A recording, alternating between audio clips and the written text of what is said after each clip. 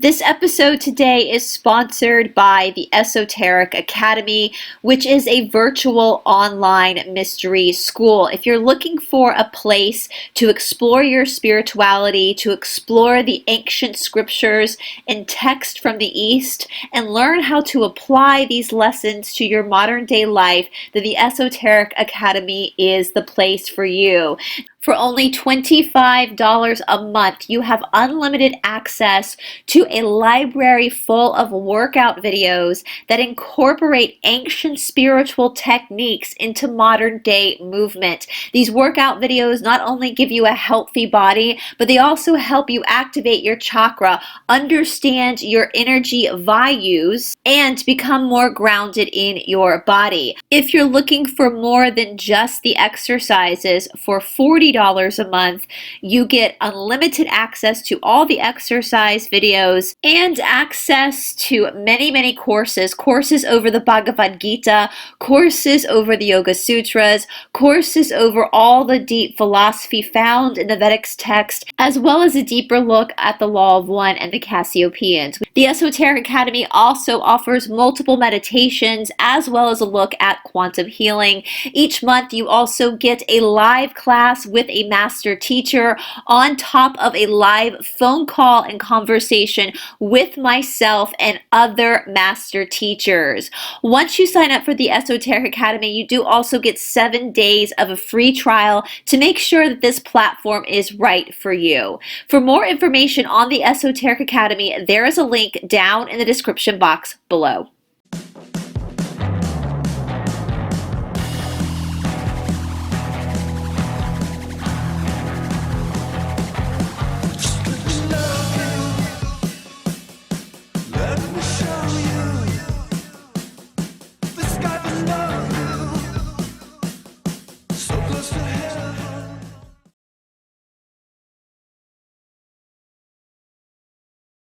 Laura Knight's Cassiopean experiments, often associated with the Cassiopeia material, involves the exploration of consciousness, spirituality, and the nature of reality.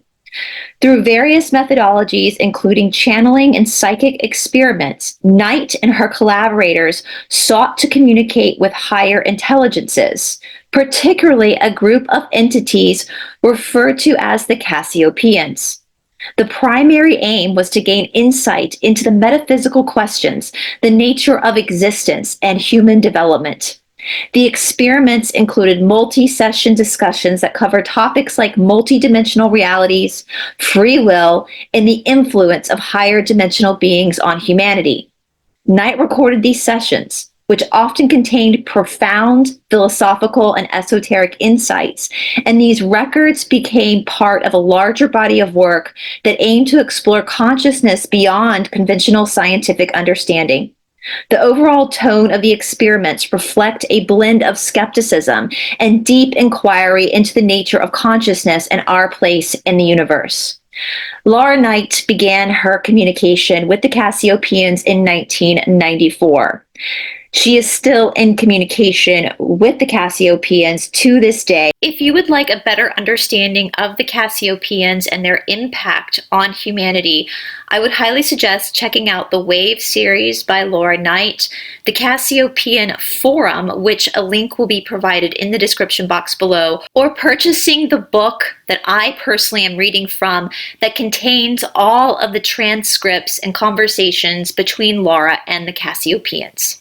The Cassiopeans base the soul's evolution and consciousness on the spiritual template known as the Law of One.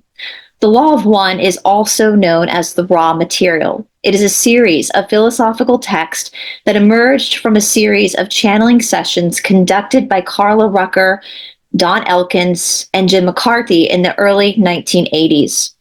The sessions involved channeling a consciousness known as Ra, who claimed to be a collective of extraterrestrial beings from the sixth density. The key concepts in the Law of One are unity and oneness. The central tenet of the Law of One is that all beings are fundamentally interconnected and are expressions of the same universal consciousness. The phrase, "we are all one," encapsulates this idea, emphasizing that unity is the essence of existence. It also covers the densities of existence. The material describes the cosmos as composed of multiple densities or levels of existence. Each density represents a stage of spiritual evolution, with humans currently experiencing a third density, which is characterized by lessons in love, understanding, and most importantly, making choices. We also seek to understand in the law of one soul evolution. According to Ra, souls undergo a process of evolution through these densities, learning and growing through various incarnations. The choice between these paths influences one's spiritual evolution and the experiences one encounters in life. There's also discussions of the role of free will. Free will is considered sacred, and individuals are encouraged to explore and make choices regarding their spiritual development without interference from higher beings. If you would like more information on the law of one, please make sure to check out the material for yourself. A link to all resources will be posted down in the description box below. But for now, let's get on with the show. Hello, everybody. Oh my God, I'm hoarse. Hello, everybody. Welcome back to Esoteric Atlanta. True story, I was not planning on filming today. I just took my nail polish off too, so it's kind of bothering me, so I apologize. I'm doing a lot of filming in advance because by the time you're watching this, I might actually be traveling. But I was actually going to take today to do mostly research because I've been filming a lot, as you can tell from my voice. But I was looking through this Cassiopean reading, and there's some information in this particular reading that I was not aware of, or I was kind of like, what's this? And so I've been doing some research over some of these topics. And I just had to sit down and start filming because even for me, we talk a lot about, in the last few weeks, we've been talking a lot about soul smashing. What is a soul smash? Well, a soul smash is to basically sell your soul, and it's not what we think it is. Like we think selling your soul involves like these rituals, but it's actually to believe a lie. And even though for me, I'm pretty open-minded, as you guys know, I even find myself going, oh, wait, this is not at all what I thought this was. And I feel that like, when something hits you, like when you believed this particular story your whole life, and then all of a sudden there is undeniable evidence that what you thought isn't true, it kind of shocks you, like it jolts you. And so I am practicing being open-minded. And as I continue to practice even being open-minded over my own research, I'm finding some clarity and like some even like, oh my God, like look where you were programmed before and where remnants of that programming was still there. And so what am I talking about? You're like, what the hell is this girl talking about? We're going to get into it when we get to the reading. Again, first of all, we're looking at Cassiopean transcripts. I always have an opening clip about who the Cassiopeans are. As always, please do your own research. The Cassiopean, a link to the transcripts will always be down in the description box below. We're going to look at it together, so I'm not hiding anything from you. We're looking directly at the screen together. This all does pertain to the template of the law of one, which you guys, if you've been on this channel for a long time, I have talked about the law of one ad nauseum. If you're unfamiliar with the law of one, you might need to reference that before you start reading the Cassiopean transcripts, because that's the template that they use to determine like the evolution of the soul, which basically says in third density where we are now, this is the density of choice. We have a choice to make between the path of service to others or the path to service to self. And there's a lot of nuances there and complexity there that we don't have time. I mean, there are 5 different books that go into, I think as one of our subscribers said, on the Esoteric Academy said, over 1,000 pages of information. And so I definitely suggest that you take the time to research this stuff yourself, because as the Cassiopeans say over and over and over again, knowledge is power.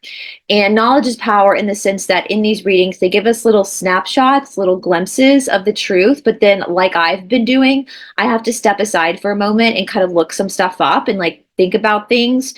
They also very much want us to network with each other, which is what I'm doing right now, basically, by taking these readings and posting them publicly with you guys and having a conversation with you guys and then having you guys respond in the comment section. That is us networking. Now, again, with that being said, as I just said, I understand people are going to be triggered by some of this information, but just because you're triggered does not mean that the information is wrong. I need to remind you guys, and it seems like for the truther community or the seeker community or the disclosure community, the conspiracy community, that we would be the people that absolutely understand that our feelings aren't actually facts.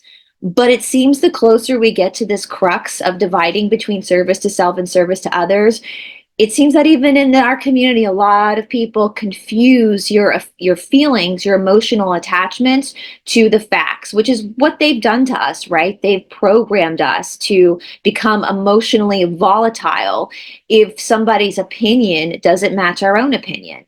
But opinions are always subjective. They're not objective. And you always have to do your own research. And there's nothing, listen, everything in this world, as we know in 2025, everything in this world can be taken away from you. Nothing is secure. They can take your job, they can take your family, they can take your community, they can even take your life.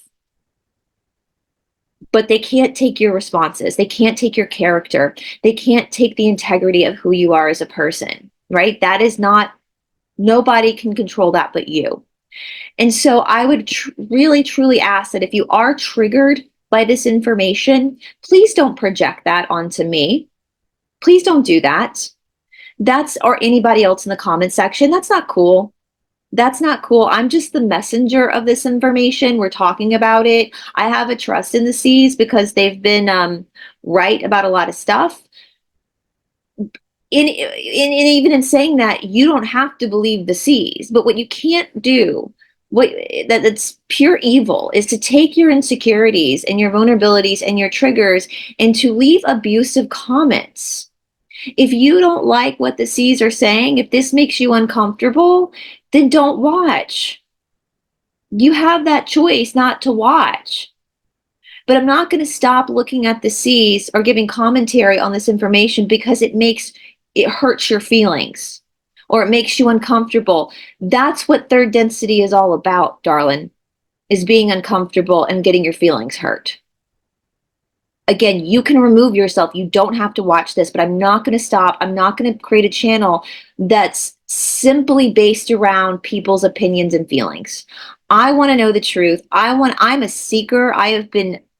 My whole life, I've been trying to figure out what our soul is, what we're here for, how we got here. And so I enjoy looking at this stuff, even if it's hard to hear, even for me, because it opens up other possibilities. And I feel like overall, this has been a positive experience for most people, you know? And if it's too much for you right now, then just don't watch. But I'm not going to stop doing it. And again, please don't lie in the comment. I had a comment about the Elvis thing, about how the seas never say who's dead and who's not dead. And that's a total lie. I mean, by now the video's already dropped. The receipts are out there.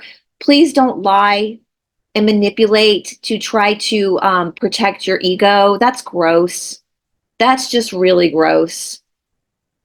And it's only going to backfire because those comments are not going to age well, because I will show you the receipts. I don't base my opinions off of just my fancies or what I like. I try to base my opinions off of what information is presented to me at the time, fully understanding that my opinions could change when more information is presented. So I would respectfully ask that if you are triggered by this, go take a walk, go do a kickboxing video. I've been doing a lot of Tai Bo lately. You guys remember Tai Bo from the 90s? Billy Blanks has got a YouTube channel. I freaking love it. I've been having so much fun. Go do something like that to work out that trigger, instead of taking that trigger and weaponizing it to try to hurt other people or discredit other people. Because that, my friends, is a service to self-action. So let's just be aware of it. We're still here in third density, so you can course correct, right? I try to not project my triggers, but I will defend myself. So when someone leaves a brutal comment that's not correct, or an abusive comment, I will defend myself. I'm not going to let you walk all over me or walk all over the purpose of this channel. Ravi is agreeing with me. Yeah, buddy, you tell him. I'm not going to let you do that, right? That's not no. I can lovingly be stern with you and say absolutely not. Absolutely not. You're not going to do this. You can lovingly share your opinion if it's different from mine, and that's totally fine. But when you become abusive or you lie and manipulate just to protect your ego, you're on the wrong channel, sweetheart. Because what I do offline, I'm an authorized KPJY teacher. Like, this is the bulk of what I do offline too for a living, is to challenge people's egos. Getting your feelings hurt does not mean that the information that hurt your feelings is wrong. It just means that you need to sit back and self-reflect. And we've all had to do this. You're not special. Just because your feelings are hurt does not make you special. We've all had our feelings hurt. All right. So with that being said, let's go ahead and get into it. I will say, beyond that, you guys, like the reception that you guys have given for this channel, I mean, for this, well, this channel too, but this project we're undergoing has been overwhelmingly positive. And I am really happy about that. Like, I know that when I was first introduced to the Cassiopeans, if I did not have my boyfriend around, I would have been very confused with this material. So even though I'm going through this material with you guys on my channel, I'm doing that to kind of give you guys what I had in the beginning, which I had my boyfriend. So I could look at this stuff and be like, I don't understand what they're talking about. My boyfriend could step back and say, well, let's look at the law of one, because he's been a student of the law of one for over what, like 30 years now. So he's pretty well versed in this stuff. And so for me to introduce this material to you guys, I don't want to be someone that comes in and says, hey, read this book, but not give you any information so that you have kind of a base understanding so you're not overwhelmed. But as always, you guys, I have said that since day one, since I opened up my channel. I have said this: do your own research. I love researching stuff. This is a hobby of mine anyway, and I'm good at research. I know I'm good at it. My boyfriend always says it's my private school background. I had to learn how to research at a very young age to keep up academically. But for me, with research, like I'm not going to go research a mathematical equation because, frankly, I find math to be the most uninspiring subject in the world. Like, I get bored. It's like walk, walk, walk, you know. But this kind of stuff is very fascinating to me. And so for my own curiosity, I'm going to Nancy Drew this stuff. I'm going to go in and I'm going to explore and I'm going to research because I enjoy it. Is it labor inducive? Yes. Is it work? Yes. Does it take a long time? Yes. But I do enjoy it. And I don't like being lied to. And I don't like feeling like somebody else is controlling me. And so when I feel like I've been lied to on a grand scale, my fight back is to obliterate the lie within myself so that I cannot be controlled by that lie. Yeah. Now, with that being said, I just want to reiterate too, third density is not the density of knowing. So we're always going to be in this battle of trying to find out information. And so just discussing this with you guys, like, you don't have to take my opinions as fact. My opinions aren't facts. They're my opinions right now. And they probably will be altered and changed over time as they have been. But I really hope that by going through this with you guys, that you guys have more confidence and more of an understanding of where the seeds are coming from so that you can sit at home and do this for yourself as well, for your own inquiries, right? That's the only reason why I'm doing this, right? Because I am definitely trying to stay rooted on the service to others path. Lord have mercy. I have seen what service to self looks like, and I don't want it. I don't want it. I don't want to go with Hillary Clinton. Like, I don't want to be in that world, right? I want to be in the world where everybody is of equal value and there's no manipulation. And so on the service to others path, we share information. We don't gatekeep. We don't hide. And again, the Cassiopean transcripts are free for everyone. The link is down there. I would suggest, though, some of you asked, you're a little confused. If you do want more information specifically on the Cassiopeans, this is the first book that Laura Knight wrote called Riding the Wave. There's lots of books in the Wave series. You can get this book on wherever any books are sold, basically. I do have an Amazon affiliate link down in the description box below. If you purchase through Amazon through the affiliate link, I do get a tiny kickback. But really, guys, since I've had the affiliate link, I've only made like $5. So the really real reason why I set up the affiliate link was just to have a hold all, a catch all, where anybody could go hit that link and look under books and have all the books together, right? And that just makes it easier for you, easier for me, so you can see the books. And then if you don't want to purchase from Amazon, you can order them from any other bookseller or retail seller, bookstore. So this is The Writing the Way. This is the first book, and that just helps you with your background information over the Cassiopeans. But regardless, the actual transcripts are for free. The link is below.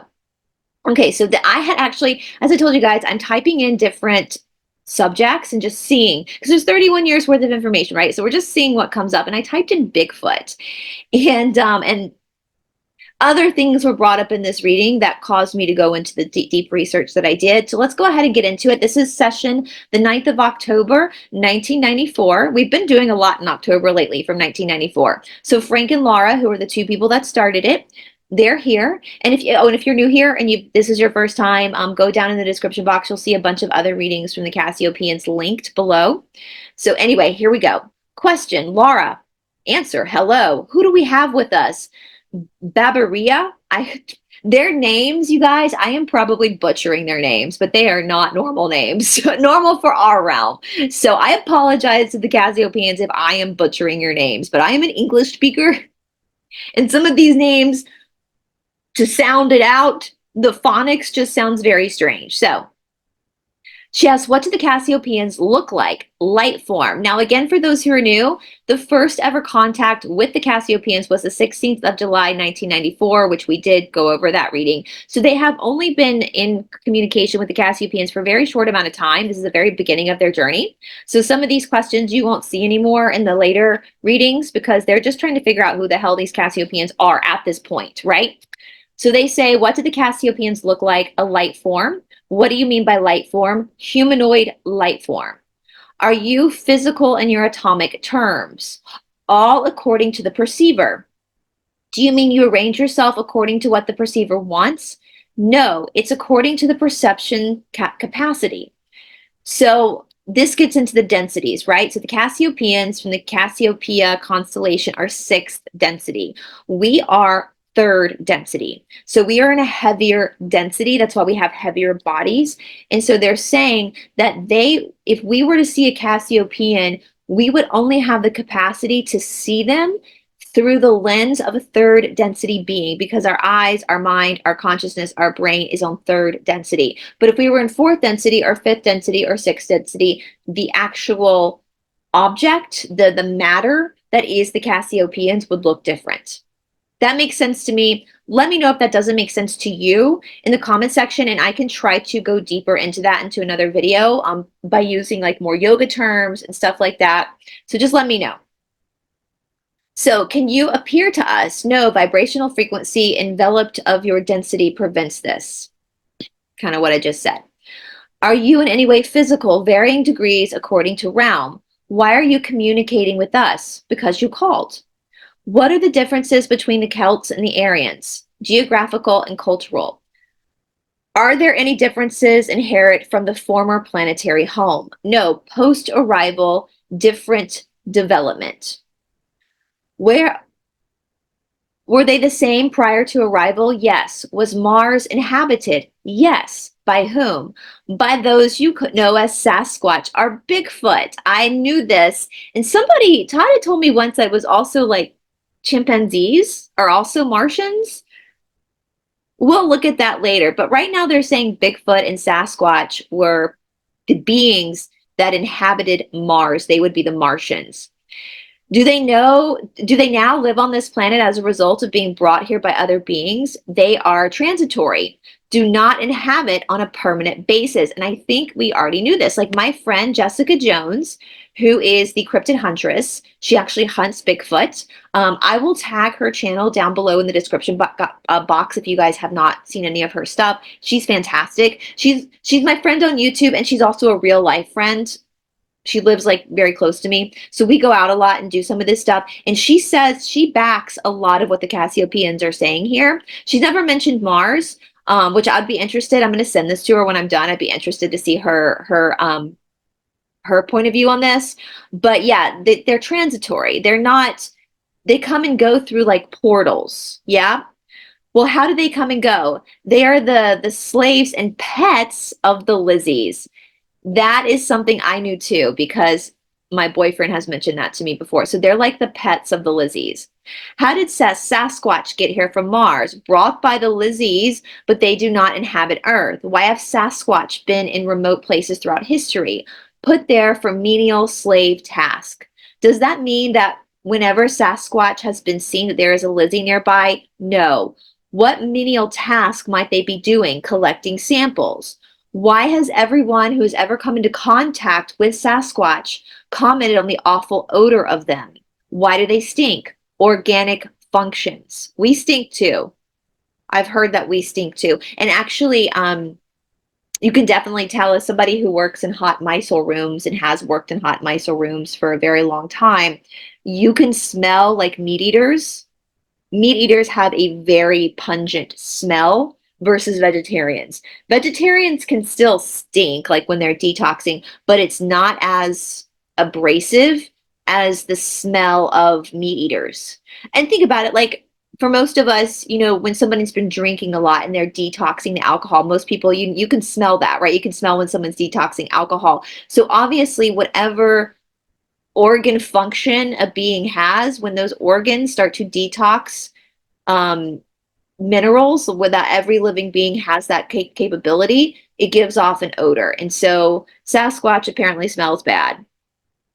What is it about their organic function that makes them stink? Sweat, kind of like us. That's what makes us stink. The sweat is part of that. The fascia, the skin, is also a detox organ. That's why it's important to sweat. Who unalived Sir Harry Oakes? I had to look this up, guys. This is one of the things that I spent a long time researching because I did not know who Harry Oakes was. Call me crazy because apparently this is one of the most notorious mysteries of who unalived this guy. And it's wild. So I believe it was 1943 when he was found unalived. And who was Sir Harry Oakes? Well, I think the name kind of gives it away. He was kind of a big deal back in the 40s and pre when his adulthood. He was kind of like I don't want to say he was like I mean, humans are complicated, right? We're very complex, we're very nuanced. He was into some shenanigans. Like, I don't know if he was actually like Aluma Shmati or not. You can be into shenanigans and be connected to Aluma Shmati people and not actually be Aluma Shmati yourself. I think that's one area where the conspiracy group, the truthers, kind of go askew, is that just because somebody is associated with a known Aluma Shmati member doesn't necessarily mean that they are associated, because this Aluma Shmati group keeps themselves very insular. But with that being said, Sir Harry Oakes definitely did not have the best ethics, maybe, when it comes to business, from what I can see. He was born in the United States. He was born an American, but he started off in medical school, and then he left medical school behind because he got caught up in the gold rush. And so he spent a lot of his early adulthood kind of in Canada to Alaska to Australia, heavily invested in the gold rush. He ended up opening up like a company in Canada, in Ontario, having to do with the gold rush. And some of these, the way these businesses work, I don't really understand because we're not in that time period. Like everybody knows about the big gold rush, right? Like that's how the western part of the United States really was settled, as they tell us in our history, is the gold rush, right? But nonetheless, he ended up moving to getting British citizenship to avoid taxes. Now, it's unclear to me like which taxes he was trying to avoid. In some of the research, it looks like he was trying to avoid Canadians' tax system. Some of it American. I read somewhere it was like 85 for like crazy taxation. So with that being said, like even though he switched citizenships to avoid taxation at the time, I actually don't blame him for that, because I don't like taxes either. I think taxes are way out of hand. I mean, listen, that's the whole point of America, right? Like our forefathers dumped tea into a harbor because of like what, a 2 or 3% tax raise from the crown. So Americans typically are very very rebellious when it comes to our taxes. I mean, look what's happening now, right? With all the exposure, we demand answers. And so I don't blame him for trying to get out of paying his own taxes. But with that being said, again, with his video or with his business, he definitely, from what I can see looking at this from a 2025 perspective, he, I don't think, my opinion was that he was the most honest business person. He allegedly was very connected to the mafia. Anyway, so he ends up taking British citizenship. He ends up living in the Bahamas. I mean, this guy would have been like a billionaire in today's age. So he would have been known by the world, really, like a Bill Gates types, you know, very wealthy. And so, of course, when you're that wealthy, you're also friends with other wealthy people, and with that level of wealth, you're probably going to be rubbing elbows with people who also maybe are a little dishonest or kind of sketchy in the way that they run their business. And I'm not saying that every super wealthy person is sketchy. There are people who are legitimately wealthy who don't do sketchy stuff. But it just seems that this guy was kind of involved with some sketchy people. On top of that, he had a situation going on with his family. So he married a woman in Australia, Nancy, I believe was his wife's name, and they had some kids. The daughter, one of his daughters, ended up getting involved with what appears to kind of be a con man, this French guy who like changed his name, and he was like 14 years older than her, and which is no big deal. My boyfriend's 11. I've always dated men that were like over a decade older than me. My boyfriend's 11 years older than me, but this guy was 14 years older than Harry's daughter, and like he married her a few days after her 18th birthday. So obviously kind of inappropriate if you ask me at that point, like when you're that young. And this guy had been like married to a couple of girls before. I mean, this is the juicy gossip of history, right? He had been married to like a couple really rich women before, and that's kind of how he got his illusion of money, but he was kind of broke. And so he had married this girl, and Harry and his wife weren't super happy about the marriage. Again, he was a lot older than her. He appeared to be wealthy, but they immediately were contacted by people like he's not really wealthy. He's just kind of scammed a bunch of women who were wealthy to appear to have it. He didn't really have a great job. He was kind of a playboy. And again, no parents want their daughter married to a playboy, that's for sure. And he was like a chicken, trying to be a chicken. Like he just did not take, he was more interested in being a rich aristocrat than he was in actually providing, is what I got. And even though Sir Harry's business ethics and morals are a little sketchy, in my opinion, it didn't mean he wasn't a hard worker. Harry Oakes was a hard worker for sure. And this guy just wasn't. And so there was a lot of tension around the daughter's husband and the parents. And so when Sir Harry was found brutally unalived, he had been jabbity doodad behind his left ear like 4 times. Then he was like, there was a fire. It was gruesome. I don't know what I can say on the YT, but very gruesome. It was obviously, it wasn't an accidental unaliving. It wasn't like something happened and he accidentally like left from smoke, or you know, he was unalived. And so the son-in-law was arrested. There was a trial, but he was acquitted. And honestly, guys, from what they see, he didn't do it. Even though he was a scoundrel, this guy was a terrible human being. The son-in-law, he absolutely didn't do it. I think the Bahamas and the Miami police got involved too. I think they were just looking for an easy suspect to close the case, which is crazy because they immediately went ahead and got rope, because that was going to be obviously the punishment. But it was obvious that this, even though this guy again was guilty of other crimes, he did not do this particular unaliving. A lot of the kids were not in the Bahamas at the time, so the family suspects were completely ruled out. However, so they asked who actually, so it's been this huge unsolved mystery. We have no idea who actually, there's so many suspects, like not only the son-in-law, but then there's the mafia and there's all these other business people. There were some business deals that had gone south. And so there's a lot of suspects that would have had motive to unalive this man. For the son-in-law and the kids, it would have been more money related, but for other people, it would have been more vengeance. because the other suspects were already wealthy themselves, and it wasn't like they were going to get money from this guy, but it would have been more vengeance, right? Now, they say David Crofts. I have looked high and low for a David Crofts regarding this case, and I cannot find anything. Now, with that being said, I'm new to this case. I was not familiar with this case before it was brought up, and so I have spent the last few days like researching this case. So I would be interested if there's somebody out there who has, there are a lot of people who've been heavily invested, even in modern times, to try to solve this case. So I would be interested if they have run across this name, David Crofts. But my gut is telling me that this guy was probably hired to him. Because again, his name is not seen in any of the research. And there are a lot of names in the research, guys. There are a lot of suspects. But Pookie here isn't one of them. He's not one of them. So my gut is that he was hired. We know that the mafia does that a lot. They have hired hands that will do this, and they'll get paid handsomely for doing this. And they might have instructed him to do it a certain way so that it appeared to be a crime of passion instead of just an unaliving. I'd love to know y'all's thoughts on that, though, especially if you are familiar with this case, because I still have a huge question mark over this. Now, this is where I talked about my own opinions having to shift and change. Who is Saint Issa of India? Lama Kirtana. Okay, so this is when I kind of had to go, oh, duh.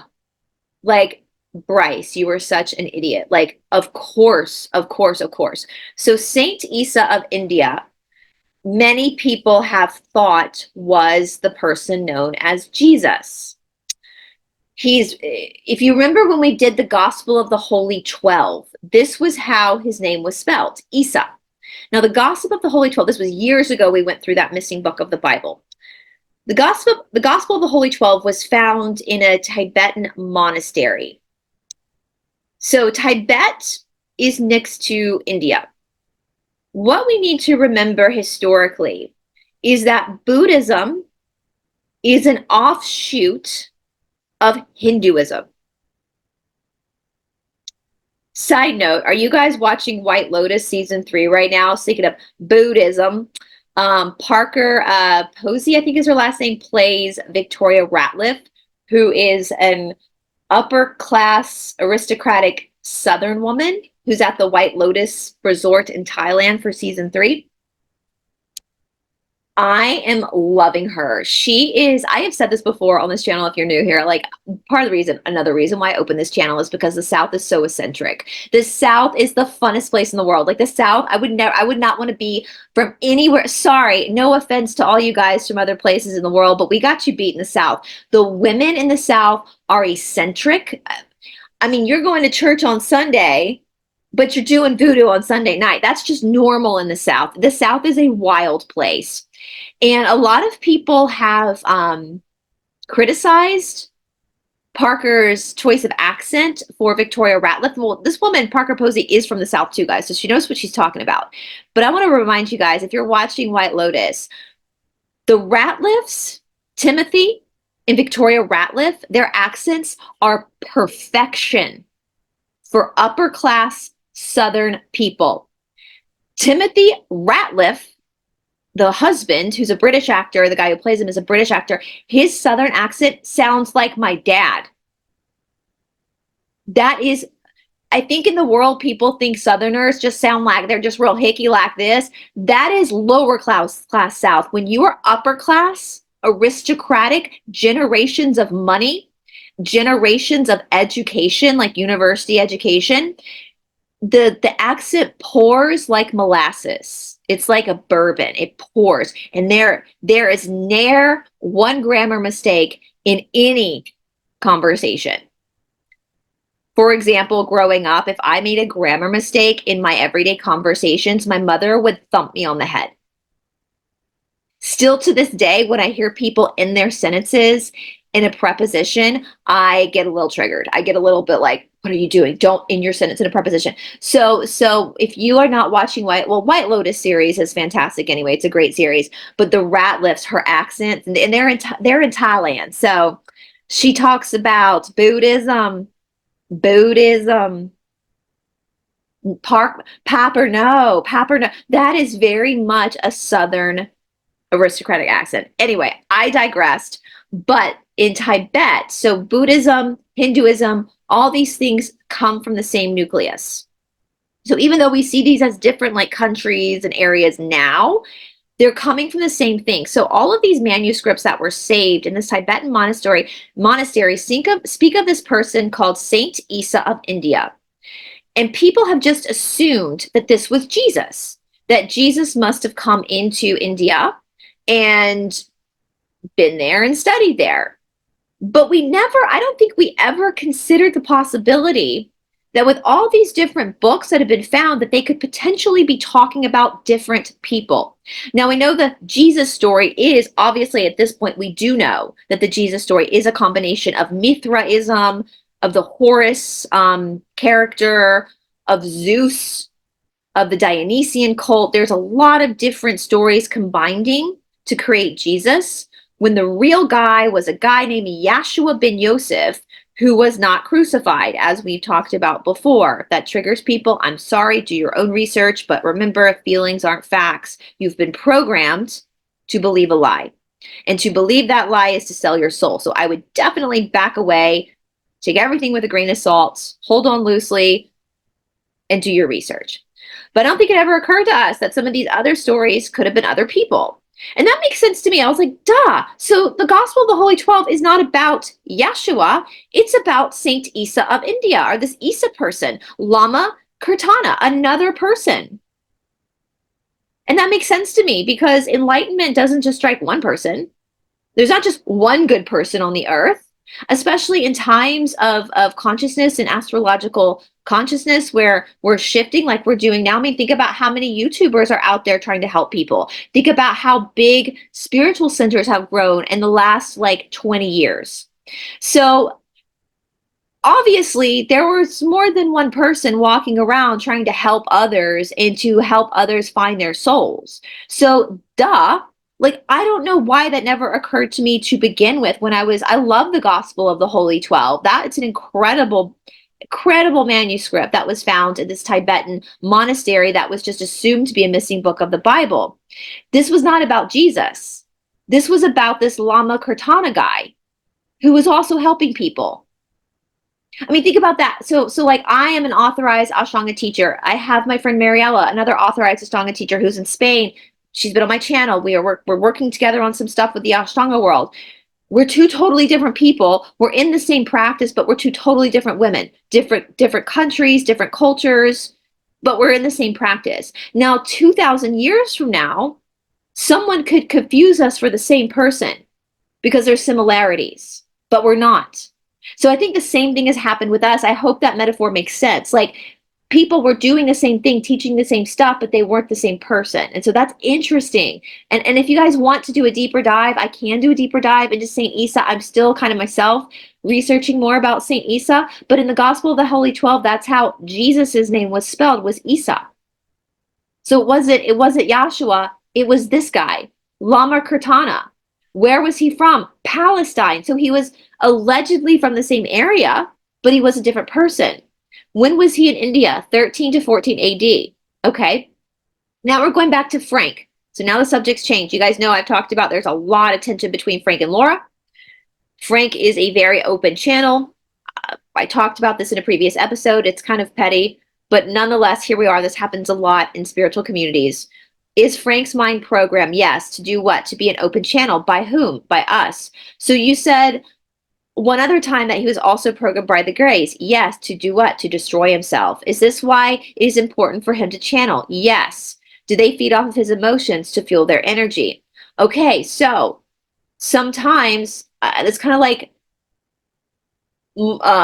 Tamara's cancel. Like sometimes triggers come up and shadow work comes up that we need to work on ourselves, like our stresses. But sometimes when random thoughts come out of the blue, it's the Greys who were created by the Lizzies trying to program us to destroy ourselves. So that gives another perspective to bad thoughts. And that's why it's so important. Jesse Zaboter had said, to tell the darkness that the darkness cannot use your wounds, your shadow work as an entry point. And when you make that clarification on a daily basis, that the darkness cannot use your wounds, your shadow side, as an entry point, then that makes it a little bit more integral when your shadow work does come up, because it's literally your own stuff. Okay.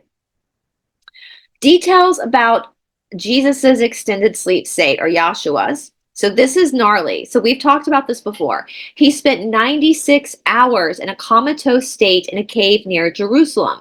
When he woke up, he prophesied to his disciples and then exited the cave. 27,000 people had assimilated because of a mothership's appearance, and he was taken in a beam of light. That's some Star Wars stuff, guys. So he was never crucified. They've covered this many times. The missing books of the Bible cover this. He was never crucified. That's the Mithra story. That's the study Mithraism. If you're triggered by that, just take a moment, take a pause, go objectively look at Mithraism. You will be shocked at how identical Mithraism is to modern day Christianity. He was in a 96-hour comatose state, came out, gave a message, and then left on a ship. Why did we have trouble with the tape recorder? Influence of Lizzie's in your head.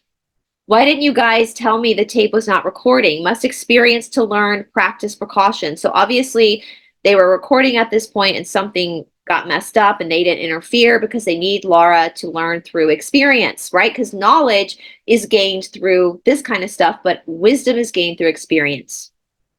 Laura, I'm going to give a list of planets written about in the Sumerian text, which Dr. Sitchin has interpreted. I would like for you to give me the true translations of these names. What is it meant by the Sumerian word? In the following, the words to the left are what I called out, and the words to the right of the colons are the C's responses. Mu, comet cluster. Lemu, Venus. Lamhamu, Venus. Lamu, Earth. The hammered bracelet, comet trail of Venus and clusters. Ashar, Jupiter. Anu, Moon. Ea, Sun. Gaga, Saturn. That's interesting. Gaga is Saturn in the Sumerian text. We know that the fraternity, the Saturnalian fraternity, the worship, that's where we get the name Satan. And I might just be jumping to conclusions, but don't we have an artist named Lady Gaga who's allegedly a part of this Illumishmati? Anyway, I don't know. Could be a coincidence. I don't know. Marduk, Mars. Tiamat, Sirius. Now, I know this next one is going to trigger the Christians. I would ask you again, please, I'm just the messenger.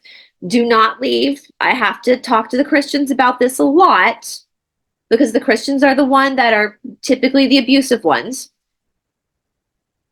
We're going to ask this question. We're going to talk about this, because we don't censor on this channel. If you don't want me asking this question and talking about this, then you are in support of censorship.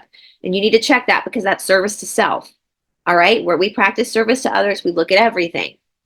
So if this triggers the Christians and you can't handle this, do not leave an abusive comment. Just leave the episode and don't watch it if you can't handle this, okay? But I would ask you to really self-reflect on why this information is so triggering to you when this information really has nothing to do with you. You say that Christ gave into temptation. Could you please clarify what that means to us? 3 women represented sexual temptation. He felt bad for each. He washed himself and asked for strength and forgiveness. What did Christ write on the ground in the story about the adulteress who was about to be stoned? Look into soul. Is that what he wrote? Yes, translation. What exactly does the U.S. government know about aliens, that they exist? Does the government have, or did they ever have, any treaty with any aliens? Yes. Is the treaty still in effect? Never was.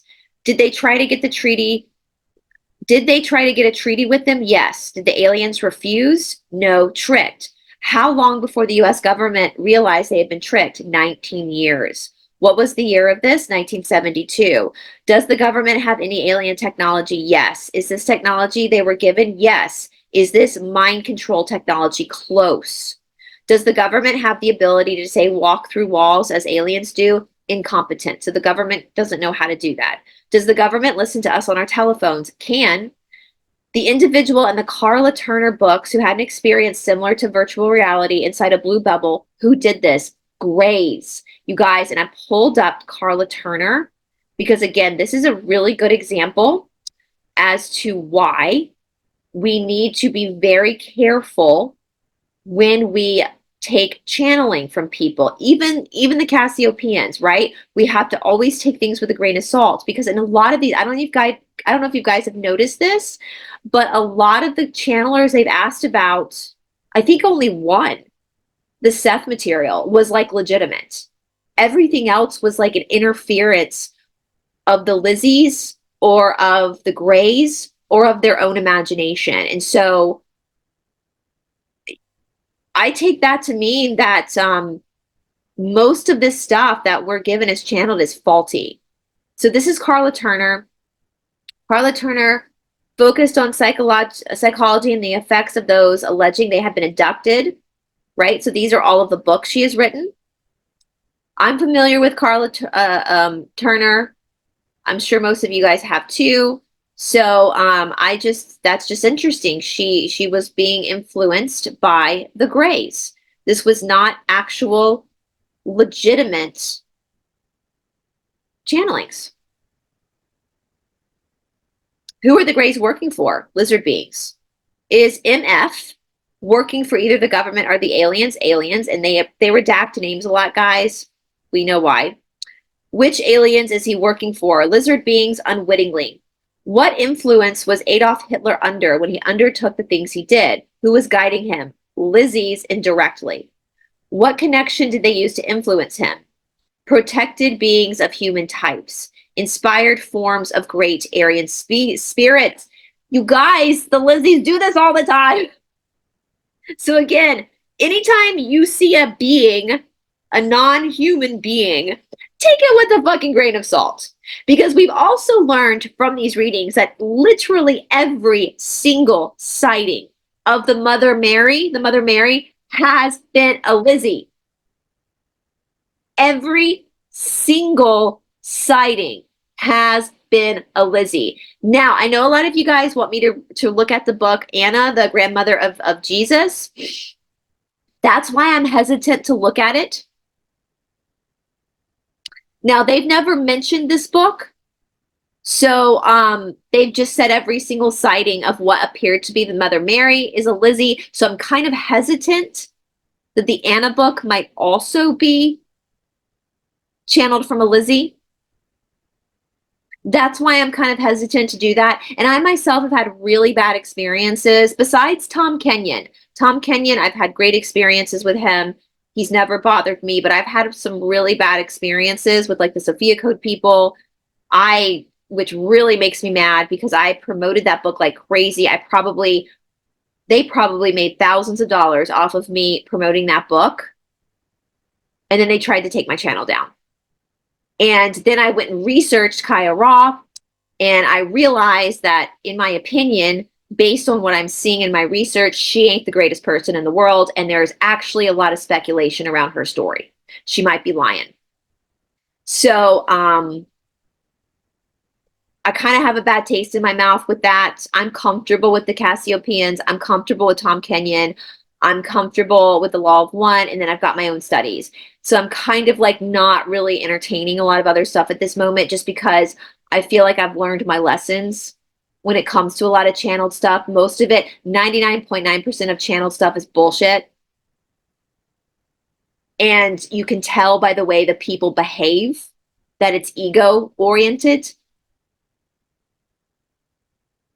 So yeah, I can look and see if they do talk about that book. For those of you who have asked for me to read the Anna book, I can definitely go in the search form and see if I can find if they've spoken about it. But just from what I've heard of them saying before with some of this stuff, and it's a really easy, these are easy characters for the Lizzies to use to manipulate us, because this is the biggest religion in the world. So of course, it's going to cause a reaction to a lot of people. Yeah. So the Lizzies were basically projecting themselves as these Aryan spirits to Schmittler to get him to do what he did. Can you tell us more about the 6 billion people on the planet at the time of Noah's flood? Were most of these beings living? Where were most of these beings living? Atlantis. In the upcoming cataclysm, which continent is going to suffer the most destruction? As yet undetermined. Why are there more abductions by the Greys? Why are there more abductions by the Greys in the United States than in any other country in the world? Government opened channel. Are there alien bases in the United States? Yes, New Mexico, Colorado, off Florida, Appalachia, and California. Are these underground bases? Yes, also underwater. What age was I the first time I was abducted? 3. Who abducted me? Greys. What was the purpose of that abduction? Encoding. To do what?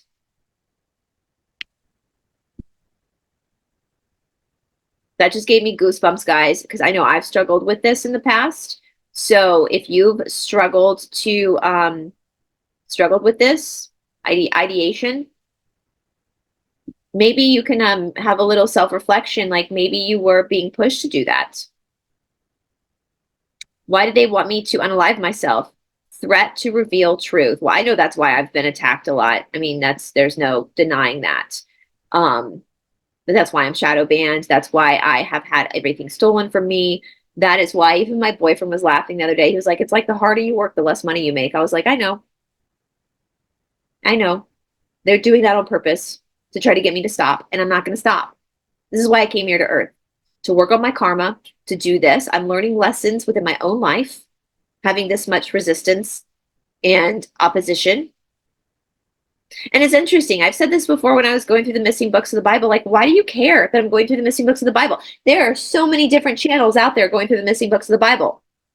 I'm not the only one in the whole world that's ever done this. Literally, I'm like late to the party when it comes to going through the missing books of the Bible, but I seem to be the only person that's had my life threatened, publicly threatened, for going through the missing books of the Bible. I'm like the only person that has like a file of unaliving threats sent from Christians just for academically. And when I was going through the missing books of the Bible, I even said that. I was like, we're going to look at this from an academic perspective. Like this, I don't want to influence your spiritual beliefs at all. These are censored books. Hello? Like, obviously, since 2020, we've been made very well aware that what's censored typically has the best information. And so I want to see what's in there. I don't know about you guys, but if something's censored, I would like to read it because that makes me, it's kind of like the Streisand effect, right? If you tell me not to do something, I'm going to want to know why, and I want to do it more. I had multiple people in the truther community try to destroy me because I was simply reading the missing books of the Bible. Why? Why do you care that I'm doing this? There are other people, Harvard, Cambridge has full playlist of people going through the missing books of the Bible. Why am I a threat? Little old me, and they're not. So I think what they're saying here is when you're someone who's willing to look at the sensory and also share it with other people. I know, it's so funny because we inherit a lot of our personality traits. We do inherit karmically through our family. And I always felt really different because I grew up mostly with my mom's family, and they're all doctors. And listen. I find math and science to be so uninspiring. I was laughing with Alicia Gee the other day. I used to tell my mother I was in the depths of despair whenever I had to go to like a math class. I was quoting Anna Free Gables. I'm just in the depths of despair because I have to do math. Definitely not ever was going to be a doctor, even though I carry the name of my mom's family. Weird. But then when I was doing more research into my grandmother, my dad's mom, the Benets, I have a whole playlist. They were all lawyers and judges. And I kind of knew that, but I didn't really grow up with them. So it was just kind of like in the back of my mind. And when we were in Quitman last time, we were in Quitman and we went to visit their graves. My boyfriend was like, this is where you get it from. And I was like, what do you mean? I get what from? He's like, your personality. The fact that you can sit on YouTube and literally like talk about these topics, you get it from the lawyer side, because that's what lawyers do. They weave a story to the jury in front of people. It's a performance, and that's what you're doing. And so it kind of hit me at that point. I was like, oh, okay, that's where I get that from then. Even though I carry my mom's family names, I definitely have the Bennett, the Benet,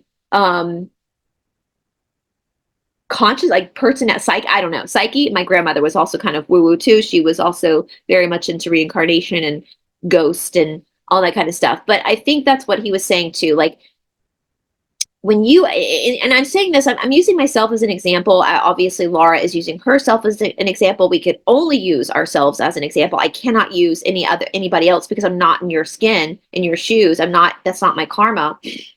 But hopefully by sharing that with you guys, maybe it will help you in your bravery, in your courage. So even though for me, what I'm doing on YouTube is really no different than what a lot of other channels are doing, I'm the one that's shadow banned. I'm the one that gets threatened. Even though I'm in the truther world, I'm the one that has struggled. While other truthers just blow up and get lots of money and go on tours. But we know most of those people who go on the tours are literally controlled opposition. So they're going to be supported. And for those that are actually trying to tell the truth or get to the truth, like Catherine Edwards, super shadow banned. That also plays with our psyches, right? Like they have tried to break me financially. They have tried to break me in every corner of my life. And this is why. I'm a threat. I'm a threat. And so hopefully, if anybody's watching this right now and needs to hear this, if you've gone through the same thing, whether you're on YouTube or not, but if you feel like you're constantly being attacked, you're constantly have these petty tyrants coming after you, negative greetings, constantly. It's like you can't catch a break. First of all, you're not alone. That's me too. But second of all, it's because you're doing something right. It's because you're doing something right. Now, I'm going to reiterate, there are websites like Social Blade that you can go on. A lot of these truthers who had their channels taken down, if you go and look at Social Blade, that was a manipulation. Because Social Blade, all these other websites will actually tell you if the platform took the channel down or if the content creator, him or herself, took their channel down. Most of the people who you think got their channel terminated by YouTube actually took their own channels down to manipulate you into believing them. Now, I'm not going to say that the same thing isn't eventually going to happen to my channel. I don't know. They could one day terminate my channel. I hope not, but they could. But I know I can sleep at night because I haven't lied to you guys. Because if that happens, you can check the website on my channel too to see what happened. I hope that doesn't happen because I've worked really hard and I don't want to lose out all my work, but I also have it up on the RUMBL channel as well. But I didn't mean to go off on a tangent there. I just want to, like, if it's any solace for anybody watching right now who's tired, who's been beaten up, who's been oppressed, who's had everything taken from you and you can't figure out why, because all you're doing is really minding your own business. That's all I'm doing, is kind of minding my own business and doing my own research. This is probably why.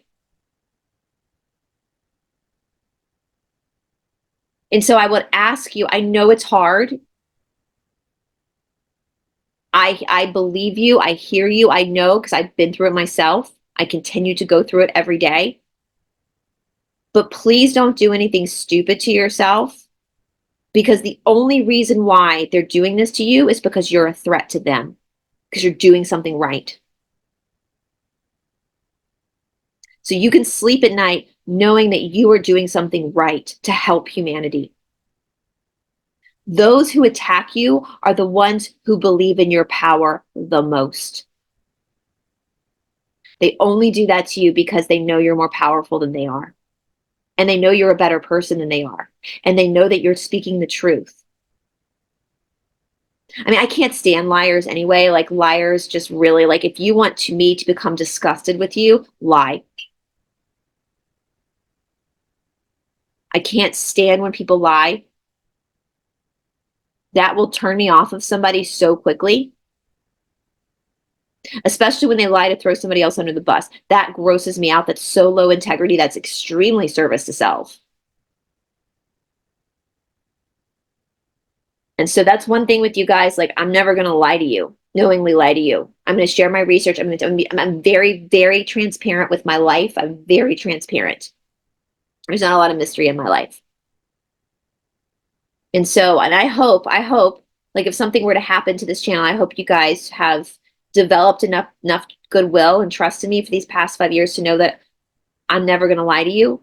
That's why I keep all my videos up, you guys. That's why I never, like, even though my opinion has changed, I never take any of my videos down unless YouTube takes them down, because I'm not ashamed of that. I'm not ashamed to be like, I was wrong here in my research, but now I know better. And I'm a human being, just like, I'm not perfect, just like you guys. And so we're all in this together. I don't claim to know anything more than you guys know. I do have an insider in saying that I do have an insider that tells me stuff from time to time.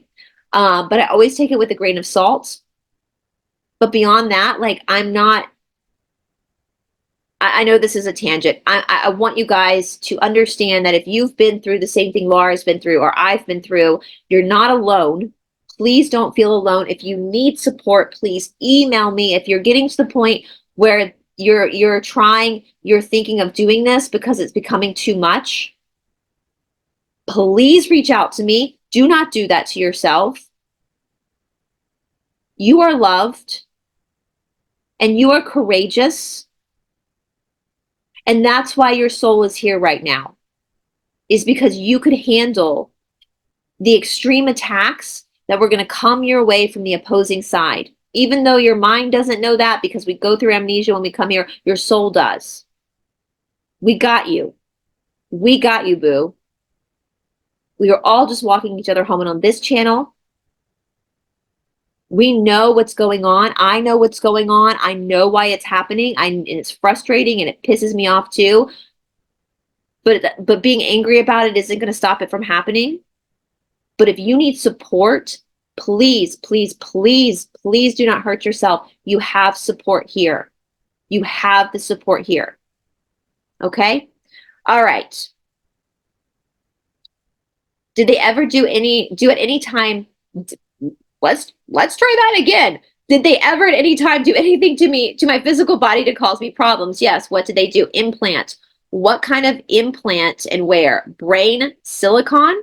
Did they ever put one in the lower part of my spine? No. Was I ever abducted by you guys? No. Contacted at age 3? We do not abduct. So good beings do not abduct. Now you see here, she asked, did they ever put one in my spine? They said no. I infer from that she has some lower back pain. So she's trying to think of a reason of why her back is hurting. They're saying, no, there's nothing that's been put in your spine. So what that tells me is this is a chakra issue. This is some shadow work she needs to do. Lower back issues. I struggle with lower back issues. That comes a lot from Muladhara, from the right to be here, abandonment issues, anger, jealousy, which we know she's very jealous of Frank. And so I would suggest to Laura that since they said, no, there's no implant there, that is your body communicating with you, that there is a shadow, there's an issue that you need to look at and observe. All right. Okay. How did the Greys know I would be a threat to them? Image, oral reading. Is this the same reason why they have abducted Frank so many times? Yes. How many times have I been abducted? 17. This is 5 more than previously stated. How many times have they abducted Frank? 53. Why have they abducted Frank more than me? You fight it. When was the last time they abducted me? Age 22. When was the last time they abducted Frank? Age 23. So they haven't been abducting us for quite some time. Is that it so far? Do they have any plans to abduct either of us again? Maybe. All right. So when she said they had a greater number than last time, so you have to be, again, I've said this before, you have to be very specific with the questions that you're asking the C's. She was asking what about the Greys abducting her? We're talking about abduction by the Greys. So that's why they gave a different number. So you have to be careful when you're asking them questions. So far, they're not wrong. It's just you asked the question in the wrong way. Like they had said Mr. T was going to win in 2020, the 2020 competition. And they got all upset in the reading like, but you said he would win. And they go, he did win. Is there any way we can prevent it? Knowledge channel. Could you describe to me the true meaning of the or Osirian cycle? What was the Let me start that again too. Could you describe for me the true meaning of the Osirian cycle? What was the symbology of unaliving of Osiris and cutting up the body? Removal of knowledge center. Knowledge centers in what? Your DNA. So the breaking up of Osiris's body represents the breaking up of the DNA in our bodies. Partly also means knowledge capacity reduction. They're trying to dumb us down. Also makes me think of these. Like, are these also a metaphor for what they did to our Osiris? What was the symbology of throwing of the phallus into the river and it being eaten by 3 fishes? Shmestual energy introduction. Interesting, which we know that's what the Illuminati does a lot. What did Isis searching for her Lord Osiris symbolize? Separation of female energy from male energy union. Does this have anything to do with brain activity? Yes. The separating of the hemisphere of the brain. Was this achieved through DNA modification? Yes. What did the son of Isis and Osiris, Horus, represent? New reality of limitations. What is the meaning of Horus avenging himself upon Set, the unaliver of his father Osiris? And wasn't Set also Osiris's brother? Beginning of perpetual conflict energy to limit humanity. Who did Set represent? War. What war? All. So we know a lot of them worship in temples dedicated to Set, right? Like that weird guy, is it Michael Aquino with the funky eyebrows? I'm sorry, man. I've already told my boyfriend this. When he gets older, because men do get bushier eyebrows when they get older, I will be plucking them and trimming them. No way am I going to allow that to happen. I mean, I'm really lucky because my boyfriend's not very hairy, so he has like no hair on his chest or his back. So I don't need to like take care of that because I would if I needed to. But I was like, if this starts to get out of hand, I'm going to be grooming you. He does a pretty good job with grooming himself, though. You say that part of what is done to human race was that our capacity to retain or absorb knowledge was reduced genetically. Was there anything done to Frank and I either before or after birth regarding this? In process of altering to make smarter, ongoing since conception, capacity for processing information will increase exponentially. Okay, so they're saying they're trying to correct whatever was done to them because they're working on it so that they can take in more information. I just think too, like, we know that they've done this to us through food, everything, even in the ether, even in, long time ago when they messed with our DNA. But I also think like schools today play a part of this, and religions also kind of limit our capacity by enacting our own fear. But that's just my opinion. I could be wrong about that, but that is just my opinion. You mean we're going to get smarter than we already are? Much, much laughter. Who are the beings that have been abducting Karla Turner and her family? Lizzie's. Why have they been abducting that group of people? Same reason they've been abducting you and Frank. They've been abducting Karla Turner and her family because they perceive them as a threat? Yes. In one abduction, was her son involved? In one abduction where her son was involved, what was the black shadowy thing that seemed to be moving like nothing on the ground? Blocked grays. So not as in tune as Karla, carefully driving alone to lecture meetings. That's interesting because I have definitely seen a lot of shadow and hat men in my life. In fact, we've talked about that on this channel a lot, about shadow men, hat men. And now I just kind of got hit with this. Like, was that a gray?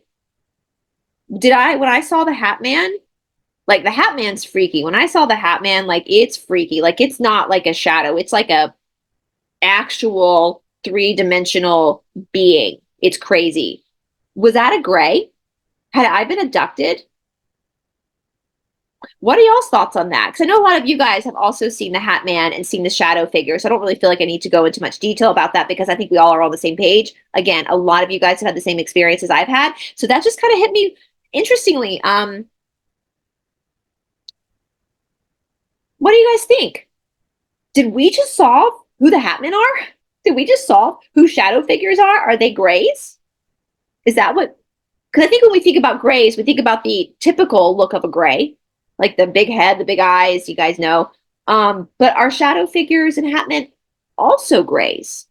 I'm going to have to investigate this more. I'm going to search this more, you guys. I would love, please let me know. Did that strike you as interesting too? Do you think that they could potentially be the same thing? And if you're one of my viewers, my friends here who have seen the Hat Man or the shadow figures, like I'm thinking about the time that I've seen them. Was that an abduction? I've never thought about that before. I mean, I'm pretty sure most of us have been abducted at some point because it seems to happen quite frequently. But for me, I've been more interested in my life in like ghost. Like that's the paranormal field that I really get interested in because of growing up in the South and everything's fucking haunted here. So I have a lot of experience with that. So I've never really considered. I mean, I always assumed that aliens were real. Like it was never a question for me. Like my boyfriend's really into like alien stuff. But I just never like got super into it because I just assumed they were real. And it's, that abductions did happen, but I was more fascinated with the ghost thing, the disembodied, disincarnated spirits, right, that hang around. And so now I'm thinking, well, shit, have I seen an alien? Was it a was that what a shadow figure is? All right. She should make sure there's always someone with her in her car at night and on lonely roads. Nephew must pay attention. Also, son's friend. And I actually just got, because we saw, my boyfriend saw a black shadow figure at my cousin's wedding in the middle of broad daylight. So now I'm like, we were driving in a car where we abducted, and you know that they work time differently, so we just didn't realize, and then we were put back in the car. I don't know. I've got so many more questions now. That's what's so hard. The more I learn, the less I know, right? Like that's what makes it so hard. You answer some questions, and then because you've answered those questions, now more questions arrive. Why did the Egyptians mummify their dead? Superstition. Was there really a curse on the tomb of King Tut that caused the deaths of many people? Yes. Who put the curse there? Egyptians. Anybody can create curse successfully with enough mental energy. What happened to Tiffany Sessions? Unalived. By whom? Bob August. Where is her body? Many sites. We are trying to contact Karla Turner's son for former roommate, but he is resisting. She does not realize the extreme importance. Communicate this to her now, please, Laura. Okay, now I remember this because I looked into this. So she does get into communication with Laura Turner or Karla Turner. And actually, guys, let's just, before we sign off, because I did not look this up because I was so into like the Harry Oates and the Saint Issa thing. So let's just look this up quickly. Let's see here. Because I know this is unsolved crimes are interesting. Okay. So this was her.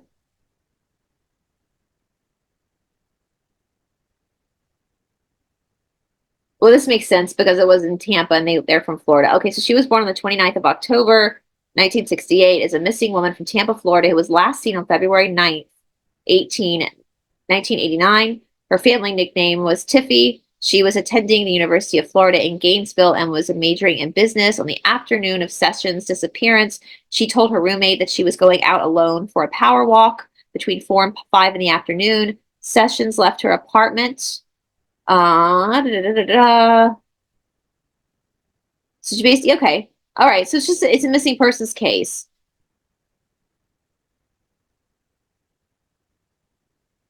Interesting.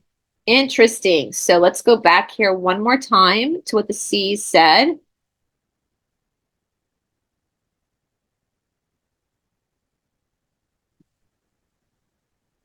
So Bob August. I'm going to have to look more into this, you guys. And I actually have this app I got on my phone. I'm going to talk about it later on. I'm going to use it when I'm traveling. And I'm going to actually type this in, kind of a cliffhanger here. I know I'm being vague, but I'm going to actually experiment with this app and see when I'm traveling, so I'm going to be in that area, what this app can do for me. And we'll see what happens, and I'll film it and let you guys see if we have any anything going on. Oops, sorry, my stomach just growled, you guys. I'm sorry. I hope you didn't hear that. It was my stomach growling.